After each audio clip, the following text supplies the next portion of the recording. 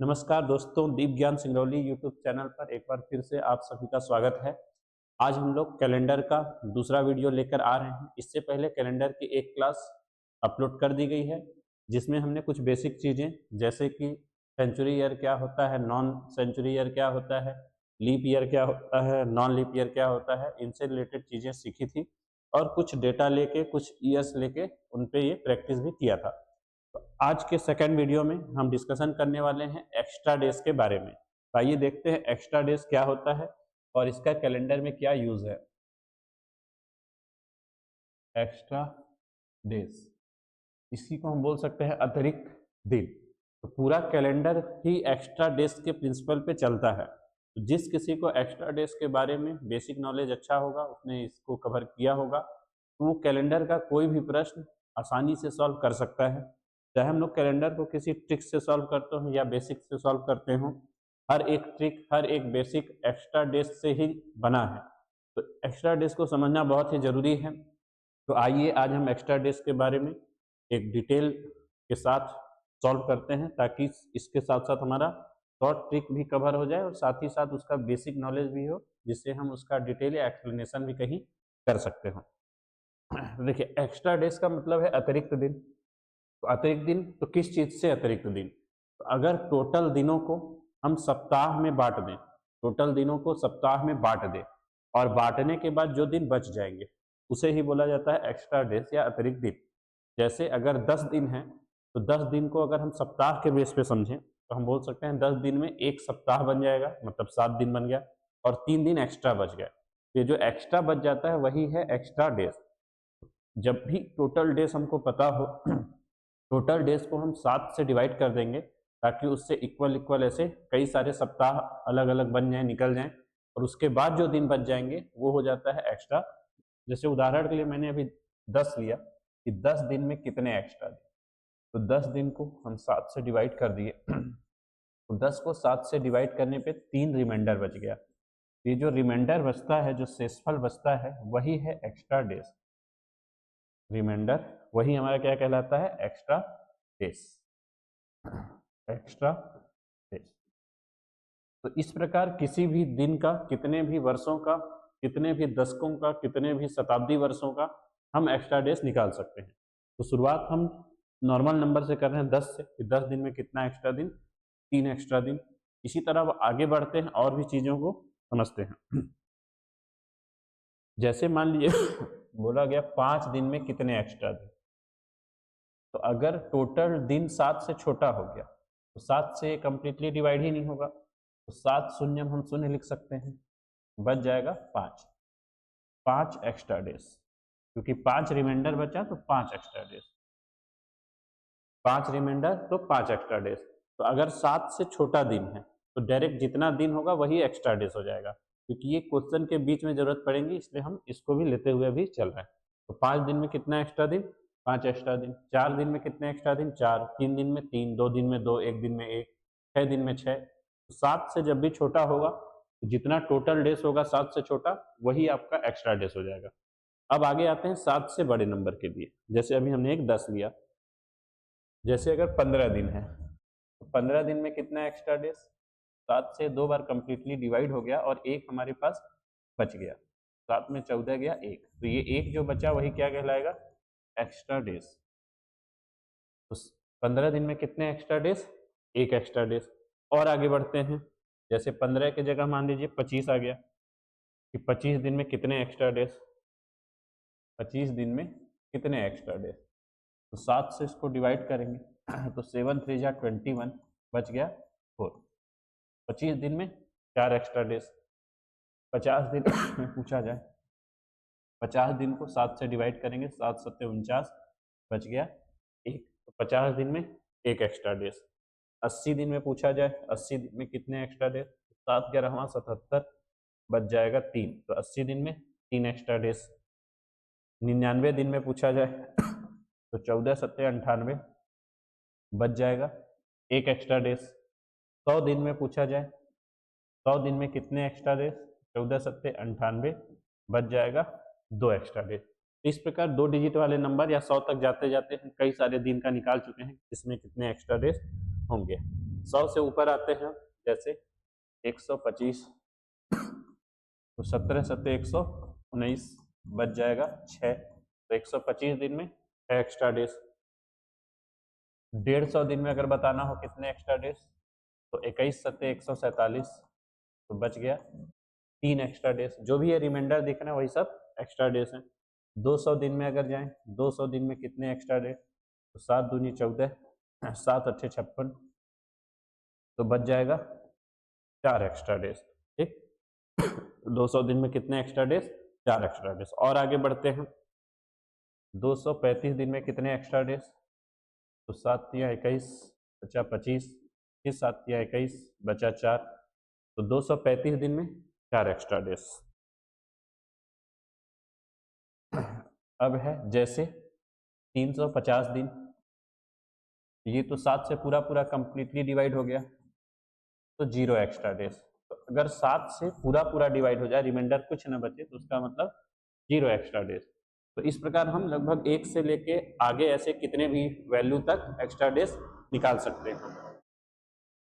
अब बात करते हैं 350 से अगर आगे आ जाए, जैसे 365 डेज।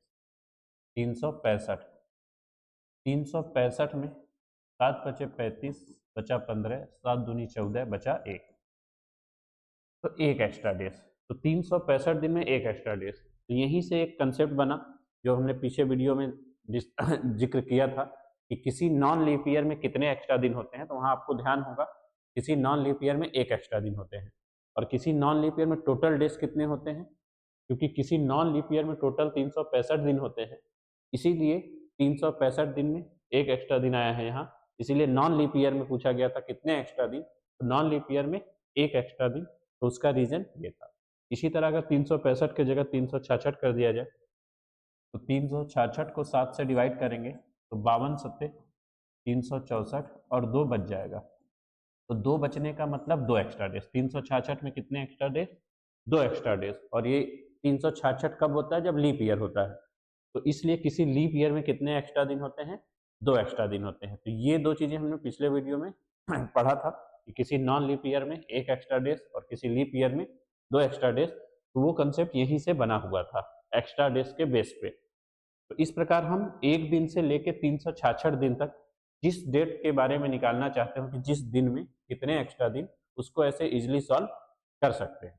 अब मेन आता है इसके आगे का डेटा। क्या हम हमेशा यही करेंगे, जितने दिन दिए होंगे उतना ही 7 से डिवाइड करेंगे? तो ये तब तक हम कर सकते हैं जब टोटल डेज हमको डायरेक्टली पता हो। लेकिन जब 1 साल से आगे जाने लगते हैं तब टोटल डेज डायरेक्टली नहीं दिया रहता है, वहाँ जो समय है वो वर्ष में दिया रहता है। 2 साल, 5 साल, 6 साल, 15 साल, 100 साल, 300 साल, 500 साल ऐसे दिए रहते हैं। तो वहाँ पे हम डायरेक्ट कितने दिन थे ये नहीं बता सकते थे, इसलिए इसी कंसेप्ट को अब आगे पढ़ेंगे ताकि हम ये समझ पाएँ कि जब डिजिट बड़े बड़े आ जाएं, वर्षों में आ जाएं, तब इसको कैसे सॉल्व करेंगे। तो ये हम 1 साल तक का डेटा पढ़ चुके हैं। अब बढ़ते हैं 1 साल से आगे के लिए। जैसे मान लीजिए 4 साल में पूछ लिया गया कि 4 साल में कितने एक्स्ट्रा डेज। तो नॉर्मली ये डिपेंड करता है कि वो 4 साल हम कब से ले रहे हैं, ये भी डिपेंड करेगा। लेकिन अभी जब हमको कोई टाइम इंटरवल नहीं ले रहे हैं, तब 4 साल का मतलब हम ये समझेंगे कि जब कैलेंडर स्टार्ट हुआ था, पहला साल से लेके शुरू के 4 साल की बात हो रही है, ठीक। और अगर टाइम इंटरवल दिया रहता तो उस टाइम इंटरवल का भी जिक्र करते। तो ये 4 साल का मतलब हम समझेंगे स्टार्टिंग के 4 साल। तो पिछले वीडियो में हमने पढ़ा था कि हर चौथे साल के बाद स्टार्टिंग में आपका लीप ईयर आता था, क्योंकि जब गैर शताब्दी वर्ष थे, जैसे 1 साल, 2 साल, 3 साल, 4 साल, तो इनको कैसे चेक करते थे कि लीप ईयर होंगे कि नहीं, तो हम उसको 4 से डिवाइड करते थे। तो अगर शुरू के 4 सालों को 1, 2, 3, 4 इनको हम 4 से डिवाइड करेंगे, तो पहली बार 4 से पूरा पूरा डिवाइड कब होगा, जब चौथा साल आएगा।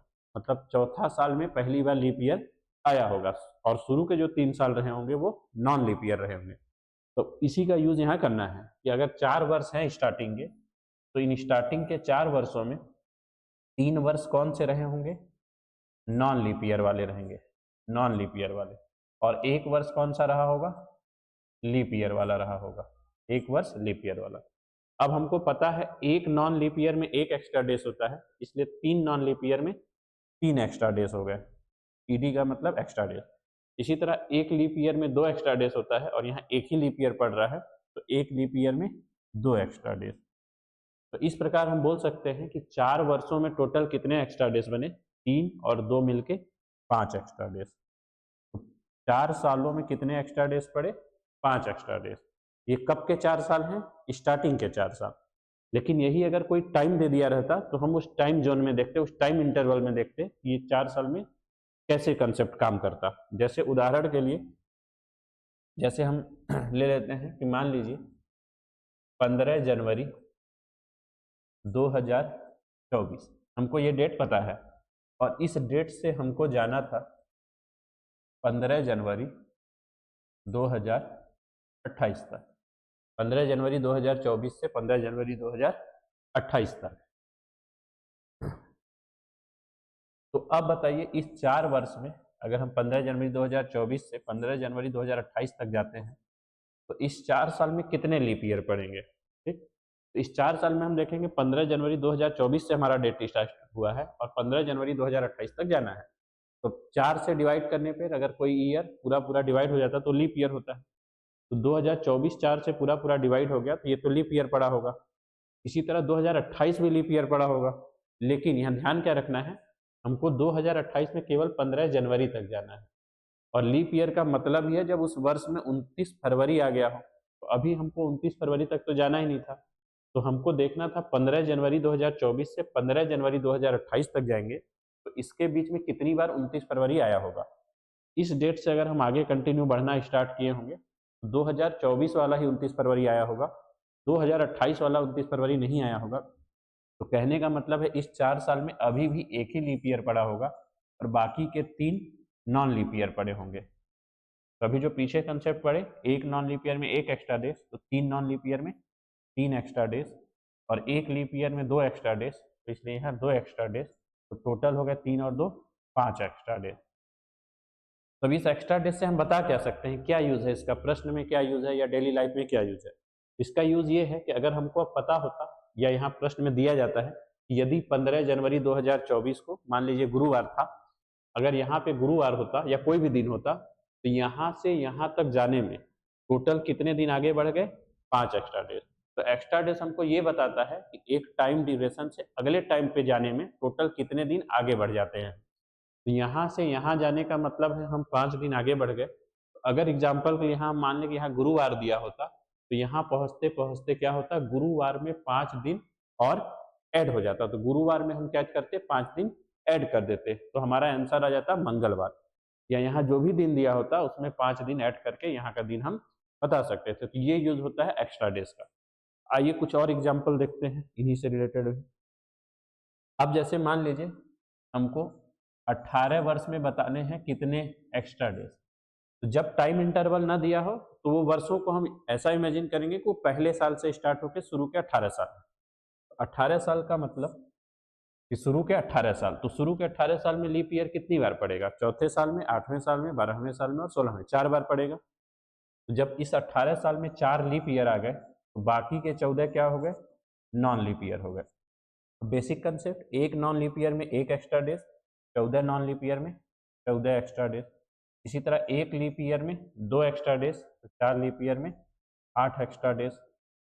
जब भी हम एक्स्ट्रा डेज पढ़ते हैं, जैसे ही 7 आ जाए या 7 का कोई मल्टीपल आ जाए तो उसको हम 0 मान लेते हैं। जैसे यहाँ 14 आ गया है, तो 14 का एक्स्ट्रा डेज का मतलब है 0 एक्स्ट्रा डेज, क्योंकि ये 7 से कम्प्लीटली डिवाइड हो गया। 8 एक्स्ट्रा डेज को हम क्या बोल सकते हैं डायरेक्टली, 8 में से 7 फिर से कट जाएगा 7 से और बच जाएगा केवल 1 एक्स्ट्रा डेज। तो यहाँ 0 और 1 मिलके टोटल 1 एक्स्ट्रा डेज। अब इसमें कंफ्यूज नहीं होना है कि 14 और 8 था, छोटा क्यों कर दिया। आप छोटा नहीं भी करते इसको तो आप चाहे तो 14 और 8 को ऐड कर लेते, 14 और 8 22 एक्स्ट्रा डेज हो जाता। और एक्स्ट्रा डेज का मतलब ये 7 से डिवाइड करके जो बच जाए। जब 14 8 22 हो जाता, उस 22 को हम फिर 7 से डिवाइड करते और 7 से डिवाइड करने पर 3 बार कट जाता 21 और 1 बच जाता, तो वही 1 एक्स्ट्रा डेज अभी भी आया है। तो जैसे ही आपको 7 से बड़े नंबर दिखने लगे एक्स्ट्रा डेज में, आप उसको 7 से डिवाइड करके छोटा कर सकते हैं। तो इस प्रकार हम बोल सकते हैं 18 साल में कितने एक्स्ट्रा डेज, 1 एक्स्ट्रा डेज। अब इसी का प्रश्न में क्या यूज होता, जैसे अगर दिया होता कि 15 मार्च 2025 को, एग्जाम्पल के लिए ले रहे हैं, एग्जैक्ट आपको नहीं चेक करना कि यही दिन था या नहीं था, ये एग्जाम्पल के लिए हम बोले कि यदि 15 मार्च 2025 को हम मान लेते हैं कि मंगलवार था, और आपसे पूछ लिया गया 15 मार्च 2043 को कौन सा दिन होगा। ये कंडीशनल है कि यदि 15 मार्च 2025 को मंगलवार होता तब 15 मार्च 2043 को कौन सा दिन होता। तो अब हम देखते हैं कि इस डेट से इस डेट में जाने पर, 2025 से 2043 में जाने पर हम 18 साल आगे बढ़ रहे हैं, 18 साल आगे बढ़ रहे हैं। तो इस 18 साल में ही हमको समझना है कितने एक्स्ट्रा दिन आएंगे। तो जब 2025 से हम 43 तक जाएंगे तो कौन कौन से लीप ईयर आएंगे, 28, 32, 36, 40, 4 ही लीप ईयर आएंगे। मतलब इस 18 साल में 4 ही लीप ईयर आया। तो 18 साल में जब 4 लीप ईयर आया तो बाकी के 14 क्या हो गए, नॉन लीप ईयर। तभी जो पीछे एग्जाम्पल में हम पढ़े थे वही चीज फिर रिपीट होगा। एक लीप ईयर में 2 एक्स्ट्रा दिन, तो 4 लीप ईयर में 8 एक्स्ट्रा दिन। एक नॉन लीप ईयर में 1 एक्स्ट्रा दिन, तो 14 नॉन लीप ईयर में 14 एक्स्ट्रा दिन। तो 14 का मतलब 0 और 8 का मतलब 1, क्योंकि ये 7 से कटने के बाद 0 बचेगा, ये 1 बचेगा। फाइनली 0 और 1 मिलके 1 एक्स्ट्रा डेज। तो इस 1 एक्स्ट्रा डेज का मतलब हुआ कि अगर हम इस डेट से इस डेट पर जाते हैं तो 1 दिन आगे बढ़ जाएंगे। तो यहाँ अगर मंगलवार था तो यहाँ 1 दिन आगे बढ़ जाएंगे +1, तो मंगलवार +1 यहाँ क्या आ जाएगा, बुधवार। तो इस प्रकार हम एक्स्ट्रा डेज के कंसेप्ट का यूज करते हैं। कितने भी आगे जाके हम बता सकते हैं कि आने वाले समय में किसी डेट पे कौन सा दिन आने वाला है।